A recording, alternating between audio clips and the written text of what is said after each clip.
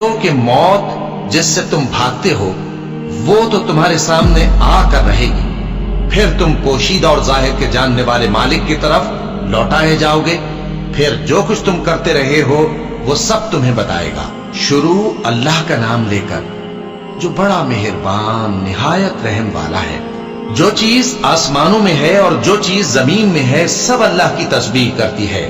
जो बादशाह हकीकी है, पाक है, जबरदस्त है, हिकमत वाला है।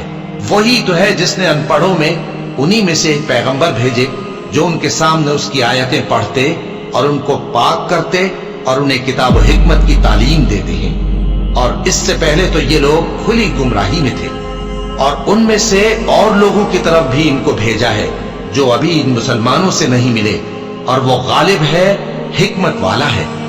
ये अल्लाह का फजल है, जिसे चाहता है अता फरमाता है, और अल्लाह बड़े फजल का मालिक है। जिन लोगों को तौरात का हामिल बनाया गया फिर उन्होंने उसके हामिल होने का हक अदा न किया, उनकी मिसाल गधे की सी है जिस पर बड़ी बड़ी किताबें लदी हों। जो लोग अल्लाह की आयतों की तकजीब करते हैं उनकी मिसाल बुरी है, और अल्लाह जालिम लोगों को हिदायत नहीं देता।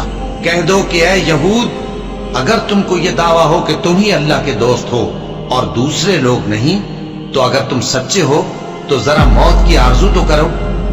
और ये लोग उन अमाल के सबब जो ये कर चुके हैं हरगिज उसकी आरजू नहीं करेंगे, और अल्लाह जालिमों से खूब वाकिफ है। कह दो कि मौत जिससे तुम भागते हो वो तो तुम्हारे सामने आकर रहेगी, फिर तुम पोशीदा और जाहिर के जानने वाले मालिक की तरफ लौटाए जाओगे, फिर जो कुछ तुम करते रहे हो वो सब तुम्हें बताएगा। मोमिनो, जब जुमे के दिन नमाज के लिए अजान दी जाए तो अल्लाह के जिक्र की तरफ लपको और खरीदो फरोख्त तर्क कर दो, अगर समझो तो ये तुम्हारे हक में बेहतर है। फिर जब नमाज हो चुके तो जमीन में फैल जाओ और अल्लाह का फजल तलाश करो, और अल्लाह को बहुत बहुत याद करते रहो ताकि कामयाब हो जाओ। और जब उन लोगों ने सौदा बिकता या तमाशा होता देखा तो उधर भाग लिए। और ए नबी सल्लल्लाहु अलैहि वसल्लम, तुम्हें खुतबे में खड़ा छोड़ गए।